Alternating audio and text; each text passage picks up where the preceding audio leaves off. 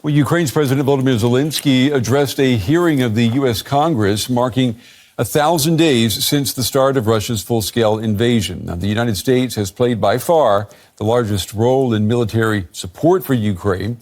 In the video address, Zelensky appealed for the aid to continue when Donald Trump takes over as president in January. Take a listen. If the United States finds a way to make such strong, decisive choices, our strengths now and the strength of the entire free world for decades to come is possible thanks to the incredible support of the United States, millions of Americans united against evil. Thank you for this. All right, I want to bring in Bradley Bowman now. He's with the Foundation for Defense of Democracies. Brad, it's good to see you again. First things first, do you think Donald Trump will end military aid for Ukraine come January? I would like to say no, but I can't say that confidently. And as an American who believes it's a wise investment and not charity for us to help the people of Ukraine to defend themselves against this naked aggression, it pains me to say that. But if you listen to what President-elect Donald Trump is saying, I cannot be confident about what the future of U.S. assistance to Ukraine will look like. I worry that he's going to be so eager to make a deal that he might limit or deprive Ukraine of the means that it needs for self-defense. Do you think, let me just ask, while we're talking about the end of the war, do you think that that's going to mean Ukraine giving up part of its territory? Well, Russia currently controls a large portion of Ukrainian territory, Crimea, as well as large sections of the Donbass and elsewhere. And so, if you stop the war where it currently stands, then you have Russian military forces occupying large portions of Ukraine. And I think one would reasonably conclude that that is some sort of victory for Russia. Someone might respond by saying, well, they lost hundreds of thousands of lives in the process. But Vladimir Putin doesn't care about Russian lives. This is a war of imperialist aggression for him, and he will have changed effective international borders by force. And if that sounds like the first half of the 20th century, it should. The U.S. State Department says that America has provided $64.1 billion of military aid to Ukraine in the past 2 years.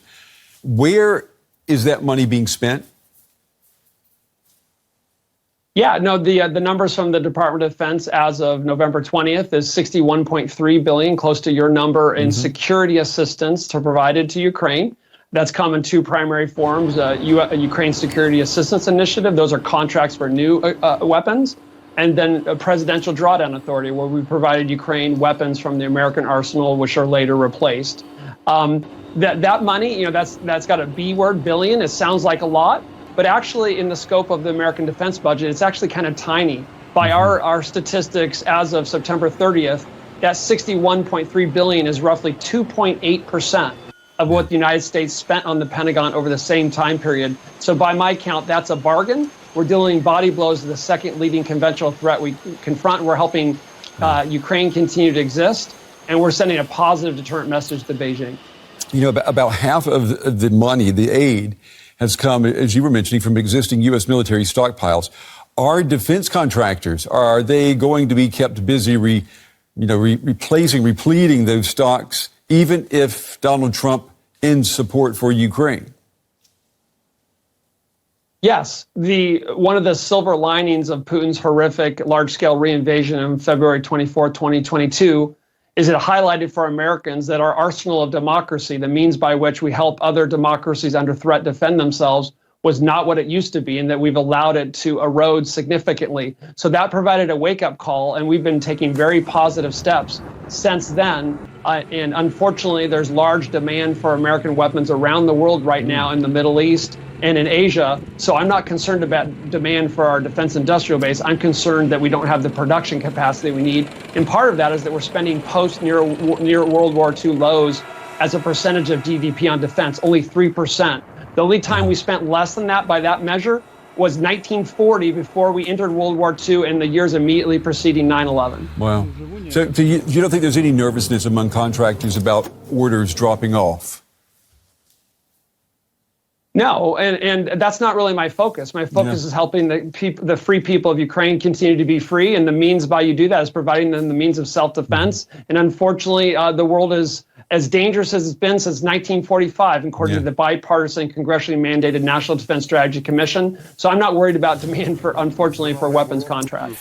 Let's look at Donald Trump for a moment. He has railed against what he calls warmongers during his campaign. He railed against lobbyists from the arms industry ahead of the 2016 election.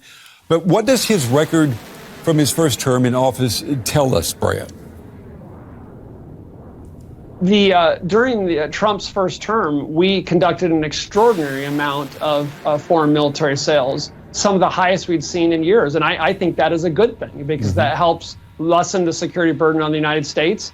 And the Biden administration has largely continued or expanded on that. So I don't think it's warmongering to provide partners, Democratic allies and partners, the means of self-defense that helps them defend themselves, more capably operate with us, and reduces our security burden. So I think that's a good thing. Trump did a lot, and I think he'll do even more in his second term. And just before we let you go, do you think that spending on defense, do you think we're going to see a sizable increase? I mean, do you think it's going to be important now that Trump has won the election? It's going to be important to him to, increase spending a la Ronald Reagan? Yes. We spent about Reagan at the height of the Reagan buildup spent about 6% of GDP on defense. We're spending 3% now. I think national security job number one for Trump is to increase defense spending and fast, because fielded combat capabilities, not defense spending, deters in war and win war. And it takes time to field capabilities. So we better get going. Our adversaries on war footing, and we're not, and we better wake up. Bradley Bowman with the Foundation for Defense of Democracies. Brad, as always, we appreciate your time and your valuable analysis. Thank you. Thank you.